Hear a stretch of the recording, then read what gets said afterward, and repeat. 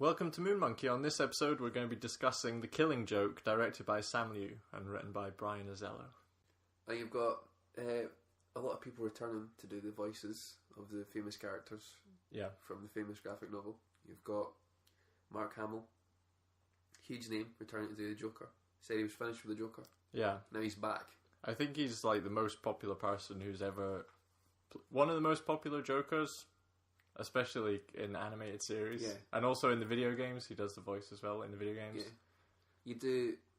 If you have a certain age, you probably associate him as the voice of the Joker. Yeah. And also, like, everybody loves Mark Hamill. But that's the thing, sometimes they don't get as much recognition as like people who've played them in the films, like Jack Nicholson and Heath Ledger. But I think like for people who are real big Batman fans, he's like one of up there with like the best people who've ever played the character. Yeah. Just his voiceover work. And he was just a laugh. Yeah, and he was really good in the film as well. Like really, I think he actually said that this was the only thing that he would come back to do the voice of the Joker for, was if they did like filmed The Killing Joke and managed to get a hard R rating for it and like a more adult story, that he'd come back, because that'd be kind of fun to do. And you've got Kevin Conroy back as Batman, over 2 decades of being Batman. Yeah. It is probably who you associate the Batman voice with, I would say, as a kid. It would have been him. Yeah, it is that kind of gravelly, gruff voice. Yeah. I think like he has a less interesting role to play usually than Mark Hamill, because kind of the character is not that, like, he doesn't have that many fun lines to do, whereas Mark Hamill's Joker does. Yeah, but I think anything with the Joker's always going to have the more. Yeah, well, he'll have the more amusing lines, but like people find themselves somehow drawn to the Joker because it's like, oh, it's a more interesting character, whereas Batman's just, it's an interesting idea, but not a terribly interesting character.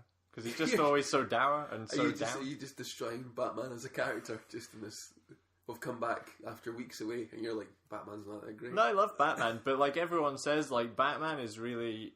like it's all about the villains. It's all about his rogues gallery. They're the ones that, like, when you watch a Batman film even, it's like always the villains that are interesting. Batman's more a foil for the villains to kind of reflect off, I find. I think that in pretty much any movie that you have the good guy and the villain, that the villains have to be more interesting for the movie to work, I think. Yeah, possibly. Even James Bond, you've got to have a really good villain.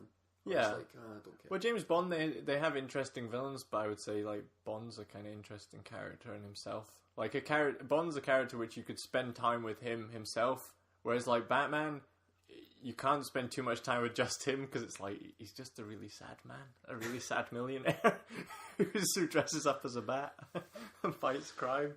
Whereas the villains, you always have a good time when they're on screen, because it's like, oh, what are they going to do? Like, they could do anything. It's crazy. But Batman is like, what's he going to do? He's just going to sit in the Batcave and mope. He's not moping. He's out there. He's out there in the streets fighting crime. But anyway, Kevin Conroy did do a good job in the film. I thought he was... Yeah. He was... Even though apparently he didn't have much to work with. Well, it's just like, I'm saying, he doesn't have like the funny or fun lines. Yeah. It's very much just like, we need to get to work, or like, we need to stop the Joker. It's like, okay. He's got to deal with his problems admittedly. Right? But Tara Strong, who played Batgirl, she was really good in this. Yeah, they were and you had Ray Wise as well. Yeah, as Jim Gordon. She had a more expanded role in this. I know we're going to get onto the story in a bit, but like then compared to the comic books, where I think she's a kind of minor, she's a important character, but she plays more of a minor role in the book. Whereas in this, she's really the focus for like the first half. A lot of it is and she did a really good job. And Gordon, Ray Wise was really good. Yeah, that was Gordon. There are going to be spoilers. I was just wanting to talk about the fact that it is the first rated R animated DC thing, and although it's very dark in its subject matter, they didn't really go fully wholeheartedly gory or anything like that. Yeah, they could have done, but they chose not to, which I think worked in a way. But also, I expected a lot more violence in it, knowing the subject matter and knowing what was going to happen. But then I've seen some, violent anime and stuff. That's really your thing. That's your Saturday night, is violent anime. Yeah. But that's the thing. Like, I've seen kind of violent animation before, so I suppose like in the West that's not so common. So if they'd have gone like all out gore and violence, it would have been too shocking for people. It also wouldn't have been very true to the original book as well. So. Also, I think in America the ratings are like slightly tamer. Like what they call an R is only a 15 over here, which is kind of nowadays a 15 is like there's nothing really in it that bad. Also, this is something that I picked up on. I can't bring you into this horrible thing, the analyst, but in all of it, even though it was rated R, there is this scene where the Joker's trying to crack Jim Gordon. Yeah, crack was probably the wrong use of the word, because then you never see Jim Gordon's ass. There's always something just blocking it, and I just don't understand why. In a rated R, I thought we can't show Jim Gordon's butt cheek. You never see Jim Gordon crack. You never see Jim Gordon crack, admittedly. You see no cracks on Jim Gordon in any way, and I just don't understand.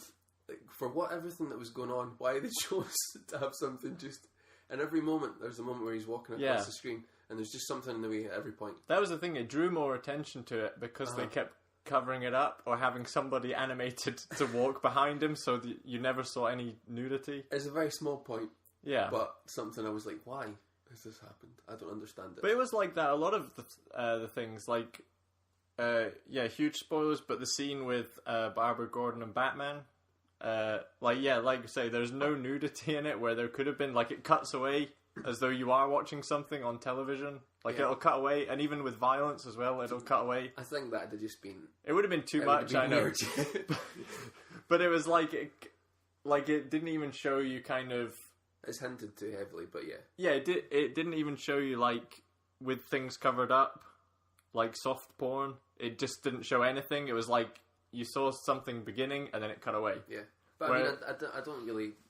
But a lot of people were unhappy even with that much. They were like, no, this is unacceptable.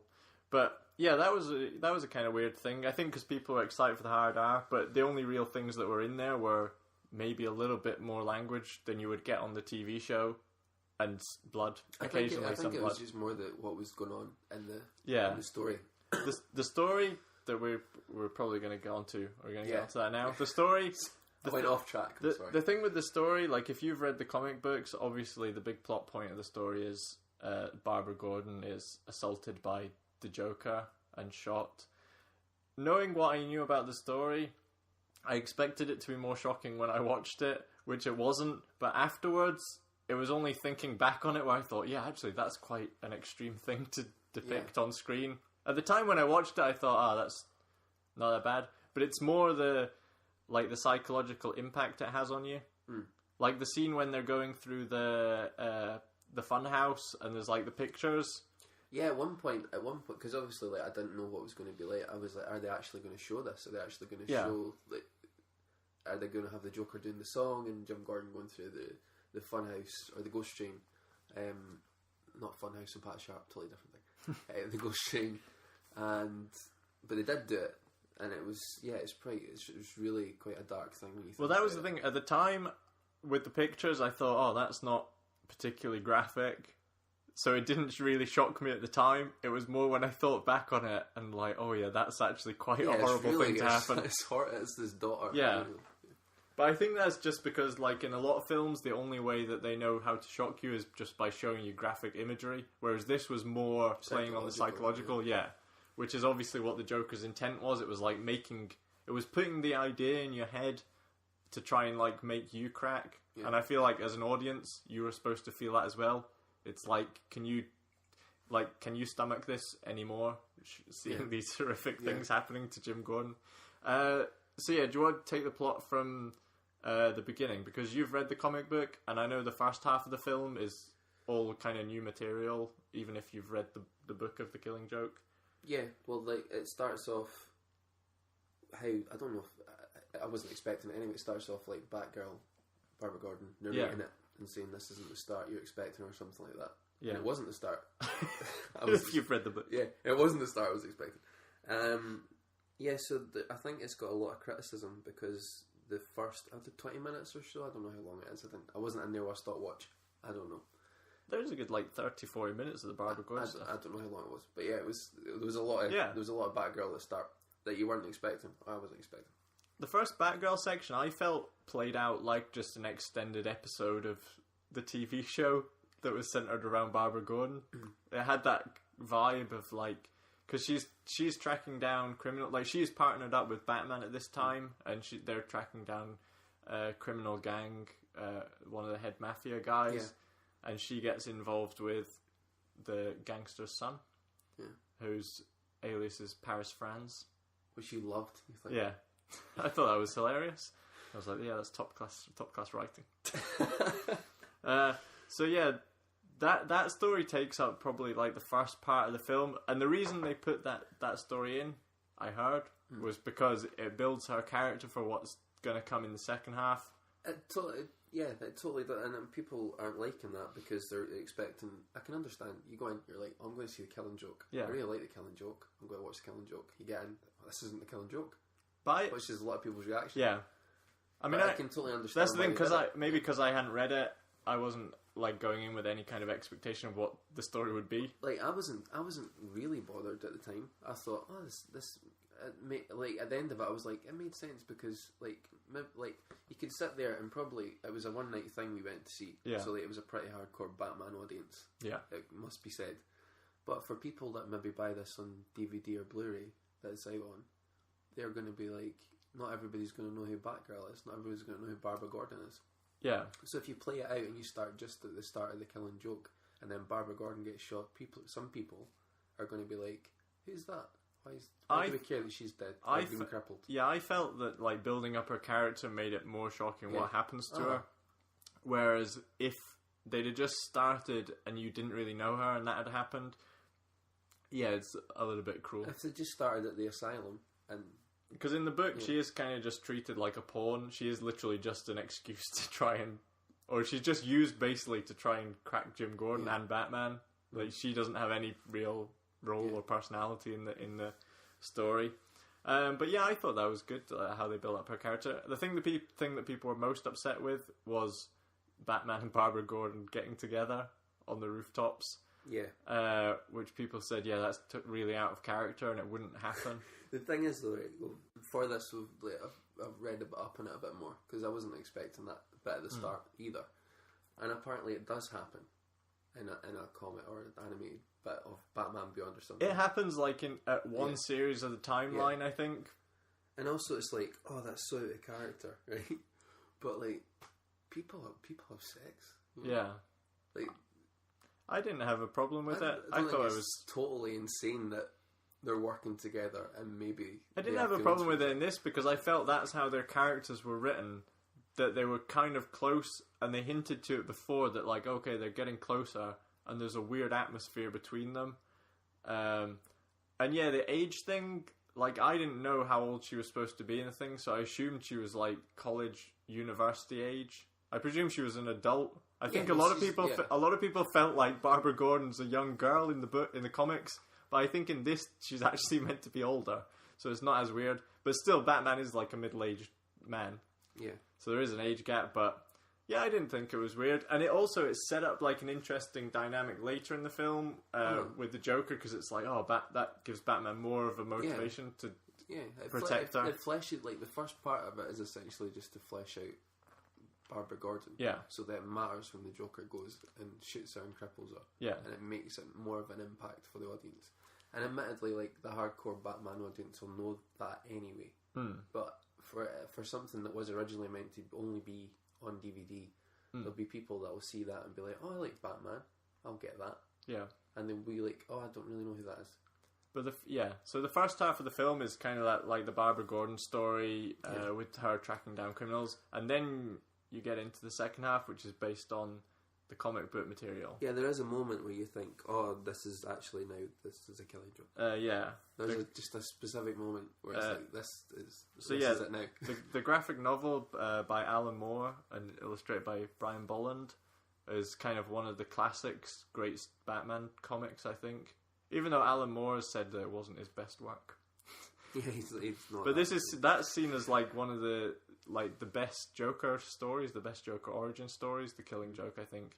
And they said that even the bit with Barbara Gordon, like that set up a whole load of comics after that. Like what happens to her in this? Originally, this was just a one-shot comic, but because people because people thought that was a fun, interesting idea in this, they just ran with it, and that's why Barbara Gordon later becomes Oracle in like the games and the TV series and things. But yeah, from the point when Batman goes to Arkham Asylum, some people have said like there was a tonal shift, like it actually felt like two halves of a movie, which I didn't feel watching it. I felt it merged pretty. I don't know if you felt that it suddenly shifted over to like, all right, now we're watching The Killing Joke. Well, it didn't feel totally out. Yeah, it didn't feel totally out of place, but there was a moment you're like, oh, this is actually now The Killing Joke. I only realised looking back what people were saying, that like the first half is Barbara Gordon's story, and the second half you're suddenly start following Batman and the Joker. Well, you start following the Joker, is it? Or yeah, Joker and Batman. Yeah. So it is like your two separate episodes. There is like a criticism that it takes too long to get to that point of the thing. It took too long to get to that moment. And we went with a couple of friends, and one of them turned to me during the first part, and did just say, "Could really use some Joker about now." And I was like, "Yeah, it probably could." It was, but I didn't feel like it really tarnished it in any way. Yeah. And also, but having read the comic book, do you think that they could have done 90 minutes with that material? No, you're not set in stone that you need to do 90 minutes, so you could do whatever you wanted. They could have just done The Killing Joke. Well, like a feature-length film, though. I know, but like, why did it need to be... If they're going to do The Killing Joke, it's a pretty short... So you think they should have done like a 30 or 40 minute short? I don't think... I think people can do what they want. I didn't think that one was terrible. Well, it's just that some people have said like what they should have done was start where The Killing Joke starts and just expand on stuff that's in that book rather than add like a whole new section before. Because they said once it hits the Killing Joke part, it pretty much follows it. Yeah, like beat for beat. All they could have done is just do, say, like 45 minutes of just The Killing Joke or something. Yeah. Like if they really wanted to, but they made the decision. So they could have maybe stretched out the scenes or something, like done. But they made the decision to do a bit at the start, and I don't think it was terrible. But yeah, but once the second half of the film, once the stuff with the Joker starts, that was really interesting because you get to see the Joker's backstory, which is weird in a way because it's like they're trying to garner some kind of sympathy for him, showing it was like it's a kind of a tragic backstory, but also it's just showing you some horrible things that he's done. So you're kind of I don't really know if you feel that much sympathy for him. Because he's a horrible he's went crazy, and that's the thing. It's like all it takes is one bad day. That's what he keeps saying. So he's just trying to get that point across that like Batman's just as crazy as I am. But it was good to see the Joker's origin story, one of kind of the semi-official origins, because he has a lot of origin stories. But this is one that's kind of one that people tout as like one of the best. It's a favourite. Ones. Yeah, fan favourite. So you get to see his backstory as like a failed comedian and struggling with his wife and kid, and has like a botched burglary and gets involved with the mob, and also his story as he breaks out of Arkham and is attempting to drive Batman insane. Well, he's attempting to drive Jim Gordon insane, but the purpose really is to like see if he can crack Batman. And that was the interesting thing about the second half. It's like the duality between the Joker and Batman. Because the Joker is obviously kind of cracked and gone insane, but he's saying, so is Batman. Like, it's not normal to be dressing as a bat and walking around beating people up. I found the interesting bit when he says to Jim Gordon, like, throw the book at the Joker. He's like, a guy who just goes around and takes justice in his own hands and beats people up. And then he's like, throw the book of the law at him. And then it's Batman. He's like, we're just the same, me and Batman. I thought that was kind of an interesting thing to play with. And obviously, like, the very end of the film. Are we going on to the end of the film? I'm not going to we're not going to answer any. We're not going to have any huge answers here, but no, it's very open-ended. The end of the film, it kind of follows the final scene of The Killing Joke, which is one of those enigmatic endings which people have debated over what the significance of it is or what the meaning of it is. Basically, they're fighting the Joker and Batman's saying, yeah. Oh no, earlier in the film when they met, Batman was saying, yeah, it's basically going to end. Either I'm going to kill you or you're going to kill me. That's the only... Well, they didn't meet at the start. That's the only... Well, you're halfway through. Yeah. The start of the comic, but halfway through the thing. Well, they didn't even meet at the start of the comic because he's already escaped. He goes in to tell him. Oh yeah, that's true. Yeah. That's what he's meant to be saying to him, but he isn't there. So yeah, he finally gets to him. He finally catches up to him and basically has the same conversation. He's like, it has to end tonight. Yeah. Like, so. Well, it doesn't. Yeah, we need to sort it out. Yeah. He says something, words to that effect, and then the Joker tells him a joke, and he starts laughing, and then it's kind of they're both laughing, and then Batman carries on laughing, but the Joker's not laughing anymore as the camera slowly pans down. And in the comic book, it works slightly better because it's not clear what's happened. People have said, like, in the comic book, it's kind of, you have to think about it, like, what does that mean? Whereas in the film, it's more clear that, like, Batman's still laughing and the Joker's not laughing anymore. I don't know. So basically, like, the two main takeaways are, one, has Batman finally gone insane? Like, has he finally cracked him? And that's why Batman's laughing maniacally. And the other one is, has Batman killed the Joker, and that's why the Joker's not laughing anymore? Or have they just had a nice giggle together? And the Joker's just like, yeah, it wasn't that funny. That's my preferred one. But two guys just sharing a laugh in the rain. One of the, because I watched something which was saying that Grant Morrison was saying when he read it, he read this as like Alan Moore's attempt at a like final Batman story. Like that final scene is meant to be like the last thing. The last part of the Batman story. So it's like, yeah, he sees it as like, that's it. Like, whatever happened, that's meant to be like a full stop on Batman's story. So either Batman's going to be carted away to prison for killing him, or he's just gone insane and going to be taken to Arkham. But yeah, it's an interesting ending, which I thought... I've heard some people say it doesn't work as well as the comic, but I thought it like still worked. I still thought it works as decently. Yeah. But it's still left unclear, I think. Yeah, like it's totally up to the person to be like, you can decide whatever you want at the end of that movie. Yeah, you can have whatever ending you want. One thing like that, it did seem like it ended abruptly, and the person I was sat next to thought like, yeah, that, like it just seemed like it suddenly ended. Like you're expecting a bit more after that. But that's like the comic. Yeah, but in the comic, I know it ends exactly the same in the comic, but in the comic, it's like. Somehow, like when you read a comic book, you're still staring at the last page. So in a sense, it lasts as long as you want. Yeah, exactly. Yeah. The film, they can't do that. With the film, it's just like... They'd still be there in a darkened room. With the film, it's like, yeah, that's the end. Yes. Yeah, it's because it's a different medium. It kind of works differently. Like they tell you, like that's it, finished. Whereas the comic book, you're left pondering, like. Well, you can shut the page immediately, and it's just as abrupt. So yeah, I know what you're saying, but yeah, I still think it worked as the ending. I never think about that story again. Just file it away in a drawer. No, I don't know. I still thought it worked. Yeah, and maybe it's because also, they had the mid-credit sequence in the film. Yeah, they didn't have that. What do you think of that? I suppose. Yeah, to be honest with you, I didn't like that, but because I was like, it should end like that ended. Yeah, it should end like the book ended. The reason I get why it's there, because now she's Oracle. The reason I didn't like it... Oh, yeah, because the thing is, it works in the film because they've shown you Barbara Gordon's story as a setup, so it's good to round it off with Barbara Gordon. But in terms of the Batman Joker one, because of what I've just said, where it's like, what happened there at the end? Because they on that cliffhanger. Yeah. Like, oh, there's this extra bit. But then when they show you Oracle, I presume she's talking to... her father, is she, or Batman? Yeah, she's talking to her dad. Okay, she's like, I'm not going to make it tonight. It's just like when you see the final scene, you assume that Batman is still out there fighting crime. So in a sense, that means the ending wasn't enigmatic. You're clear what happened. Yeah. Like he obviously was fine, and the Joker went back to Arkham, and they just carried on. You don't. But overall, I thought it was an enjoyable film for me. What did you think about? We haven't really talked about the animation, the look of the animation, because for me it was really hit and miss in places. Yeah. There's some bits I was like, that looks really good. And other bits I was like, this looks like it should be. Well, some of the design I thought was really good, and I've heard that's taken straight from the comics. Like it looks like the comics look.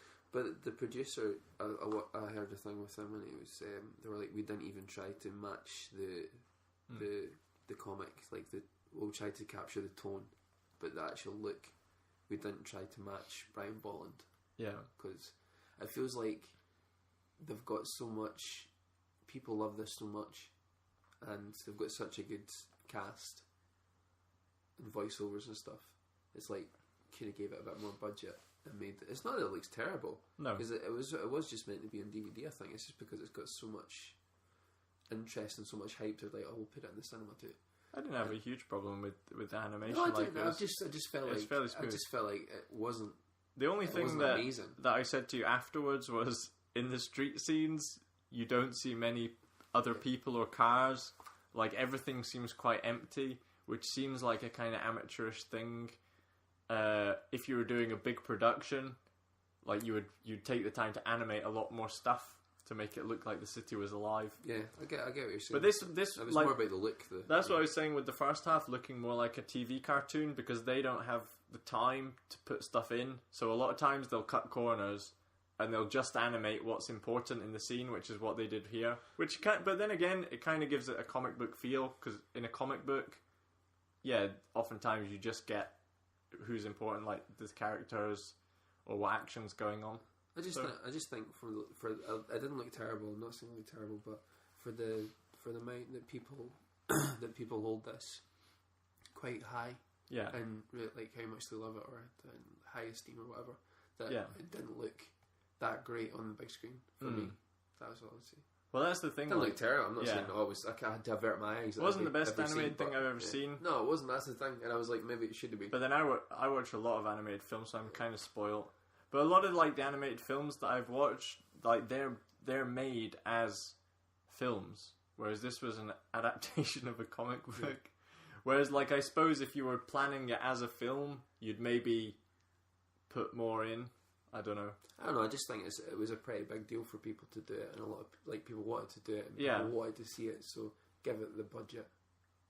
Well, it could have been a budget thing. I don't know. Anyway, yeah. So would we recommend it? I would say if you like Batman, just get the DVD because you're not going to see it at the cinema now because it's not on anymore. Yeah, it was only like a limited release. Yeah, it might be on again, but I would just say if you like it, just get it on the DVD or the Blu-ray. Yeah, it is one for like Batman fans. So if you're a Batman fan, I would definitely say watch this because like it's a really good story. Get the comic book. Maybe that'd be a better thing. Yeah, get the comic book, then watch DVD. Then be upset about changes. It's not a perfect representation of the comic book. I enjoyed it when I left. I didn't have any huge thing. I've just got little gripes, but that's the thing. The comic books still exist. Like this, one thing that annoys me when people are like, "Oh, I really love this book or this comic," and the film wasn't as good. It's like, yeah, but you still have the comic. You could read the comic again. But now you're like, oh, but I would love to see that on the big screen. I would love to see that on DVD. I'd love to see that made. But I think the issue is like it's like how do you? It's like you can't translate a comic to film because they're different mediums. You either need to change it completely to make it work as a film. They can still capture the thing that you love about it. Yeah, I think if it's something that's done well, you can capture that. I don't know. You're like, oh, I love the book, and now I love the film. It's like with a lot of the Batman. You don't hear that often. With a lot of the Batman films, like what they do is like the good Batman films. They tend to use elements from the comic books, but they add a lot of new stuff and they make it work as a film. Like they don't try to shoot it shot for shot like a comic book because it doesn't really work. Yeah. But nobody's really done that anyway. Nobody's really made a movie that's just that particular story. They've taken elements of other stories and nobody's like, oh, I'm going to do like. But that's what I'm saying with this one, with The Killing Joke. Like the second half of this film, it was kind of they were just following the comic. Whereas maybe they should have taken the plot of the comic and done their own thing with it. I don't know how they would have done it. But there is a moment they did their own thing, and it was the first act, and a lot of people hated it. Yeah. So you can't win, really. You can't. That's the moral of the story. Yeah. You can't please Batman fans. You can't. Not with Batman versus Superman. And now this. But yeah, I would recommend it to Batman fans, and I would even recommend it because it's not a very long movie. It's 85 minutes long, so I would even recommend it even if you're mildly curious to this. I would say watch it. Or if you're just the kind of person who doesn't like reading comic books, I would say watch this, and then it might interest you in the story of The Killing Joke. Yeah, and also, like, The Killing Joke's really short. So Yeah. go and buy that. Just go back. Even if you don't like reading comic books, it'll take you not even an hour. Yeah. Well, we'll be back hopefully soon with another episode of Moon Monkey. We'll be doing Suicide Squad. We'll be doing Suicide Squad next. Thanks for listening. We'll be back next time with a review of Suicide Squad. Make sure to like and subscribe. Listen to us on Podomatic, iTunes.